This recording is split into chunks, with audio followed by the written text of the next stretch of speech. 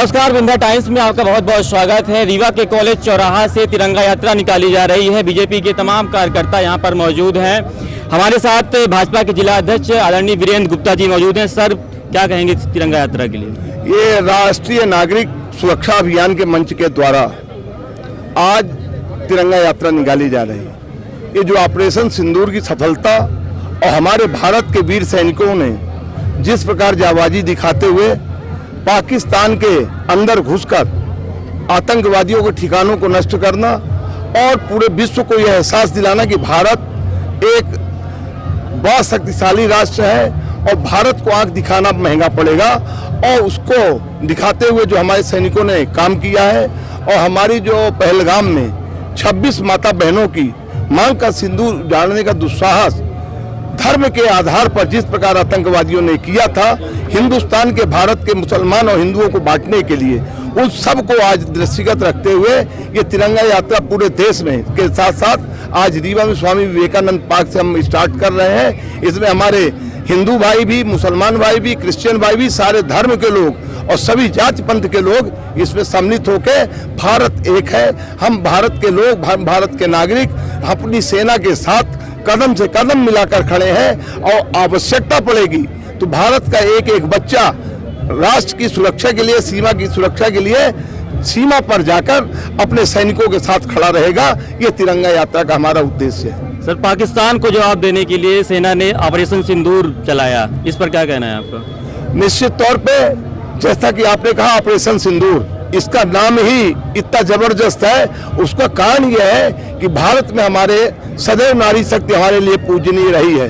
आपने देखा होगा, हम राम पाद में कहते हैं, पहले सीताराम कहते हैं, राधे कृष्ण कहते हैं, शिव पार्वती कहते हैं, लक्ष्मी नारायण कहते हैं। इसी दृष्टिकोण को दृष्टिगत रखते हुए ऑपरेशन सिंदूर, चूंकि उन्होंने हमारी माताओं बहनों से जो ये शब्द कहा था कि आज तुम्हारे सामने हम तुम्हारा सिंदूर उजाड़ रहे हैं और मोदी को जाके बतला देना, तो मोदी को बतलाना पाकिस्तान को इतना महंगा पड़ा कि उनके घर में घुसकर हमारे सैनिकों ने उनके ताबड़तोड़ और आतंकवादी ठिकानों को नष्ट करके हमने मुंहतोड़ जवाब दिया है। उसका कारण देखिए, उसके बाद उनका डीजीएमओ तत्काल भारत के डीजीएमओ को फोन लगा के उनसे क्षमा याचना मांगते हुए कहता है कि युद्ध विराम करा दीजिए। फिर हमने युद्ध विराम किया है और हमारे प्रधानमंत्री माननीय नरेंद्र मोदी जी ने स्पष्ट किया है कि युद्ध विराम है, युद्ध समाप्त तो नहीं है। अगर पाकिस्तान ने किसी भी प्रकार की हिमाकत करने की कोशिश की तो भारत उसका मुंहतोड़ जवाब देगा।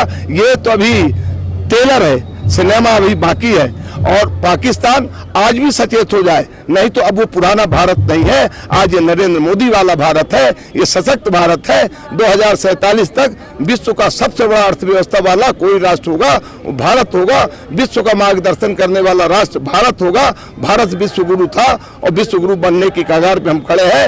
निश्चित तौर पे ये तिरंगा यात्रा हम सबके लिए मील का पत्थर साबित होगी। भारत माता की जय। पार्टी के नेता जो है वक्तव्य से अपने सेना का अपमान कर रहे हैं, इस पर आपका क्या कहना है? देखिए, भारतीय जनता पार्टी का कोई भी नेता हमारे लिए, हमने हमारा जो वसूल है कि राष्ट्र प्रथम, दल दूसरे में, तीसरे में हम, तो जहां पे भारत माता के जयकारे के साथ कार्यक्रम का शुभारंभ, राष्ट्रगान के कार्यक्रम के शुभारंभ होता हो, वहां का कोई भी नेता इस प्रकार के शब्द नहीं बोल सकते। वो जो शब्दों का हेर फेर है, उनके भाव को अलग अलग अर्थों पे निकालने का प्रयास जो किया जा रहा, उससे वो कांग्रेस के पास कुछ बचा तो है नहीं, विपक्ष के पास कुछ बचा है नहीं। वो सीधा अनर्गल आरोप लगा रहे हैं। उनके आरोप से भाजपा चिंतित होने वाली नहीं है। हमारे लिए भारत माता सदैव पूजनीय थी, पूजनीय है। इसीलिए हम लोग अपने कार्यक्रमों में भारत माता के जयकारे, वंदे मातरम के जयकारे के साथ शुभारंभ करते हैं। और हमारे लिए भारत माता आराध्या है, और इसलिए हम लोगों ने तय कर रखा है कि हम दिनचार रहे न रहें, लेकिन हमारा राष्ट्र रहना चाहिए। उसी पंक्ति को हम लोग लेकर आगे चलते हैं। इसलिए हमारे नेताओं के बयान को तोड़ मरोड़ के प्रस्तुत करने की आवश्यकता नहीं है। और हमारे नेताओं ने तो स्पष्ट कर दिया कि भारत के लिए ही हम हैं। अगर भारत है, और आज भारतीय जनता पार्टी की जब से केंद्र में सरकार बनी है, तब से पूरे विश्व में भारत की जो गुडविल और ख्याति बनी है, उसको देखते हुए सब जल भून रहे हैं। इस प्रकार के आरोप लगाना इनकी छोटी मानसिकता का परिचायक है। सर क्या लगता है कि ऐसे समय में क्या विपक्ष को एक होना चाहिए, सरकार का साथ देना चाहिए? नहीं, ये तो हमारे भारत की विशेषता रही है। इस बार जब हमारा युद्ध शुरू हुआ, जिस दिन 26 तारीख को जब पहलगाम में आतंकवादियों ने हमला किया, हमारे देश के सारे विपक्षी राजनीतिक दल, हमारे सारे धर्मों के लोगों ने स्पष्ट कर दिया कि हम सब सरकार के साथ खड़े हैं। और सरकार ने अदम्य साहस दिखाते हुए पाकिस्तान के अंदर घुस के अपने शौर्य का प्रदर्शन किया और उनके आतंकवादियों के ठिकानों को नष्ट किया। आपने हफीज सईद का बयान सुना होगा, उसने कहा कि हमारे 14 परिवार के लोगों को मार दिया, मैं भी मर जाता तो अच्छा होता। और हमारे नेता ने तो स्पष्ट कर दिया, हम किसी को छेड़ेंगे नहीं और जो हमको छेड़ेगा उसको हम छोड़ेंगे नहीं। और इसी आशा विश्वास के साथ हम लोग काम कर रहे हैं। भारत माता की जय। सर पाकिस्तान के आतंकवादियों ने हिंदुओं को टारगेट किया है, मुसलमानों को नहीं। क्या लगता है भारत को तोड़ने का प्रयास किया गया है? भारत को तोड़ने की हिमाकत उनके पास है नहीं। उनका भारत पाकिस्तान और बांग्लादेश 1971 में हमने उसको अलग कराने में हमारी भूमिका है। भारत को तोड़ नहीं सकते। उन्होंने जो भ्रम फैलाने का प्रयास किया कि हिंदू मुसलमान यहाँ का अलग अलग है, लेकिन मैं धन्यवाद देता हूँ हिंदुस्तान के अल्पसंख्यक भाइयों को, बहनों को। उन्होंने पूरी ताकत के साथ आतंकवादियों को और पाकिस्तान की सरकार को ये बताने का काम किया कि हिंदुस्तान का, भारत का हिंदू और मुसलमान एक साथ राष्ट्र के लिए खड़ा है और भारत को हम परम पर ले जाएंगे।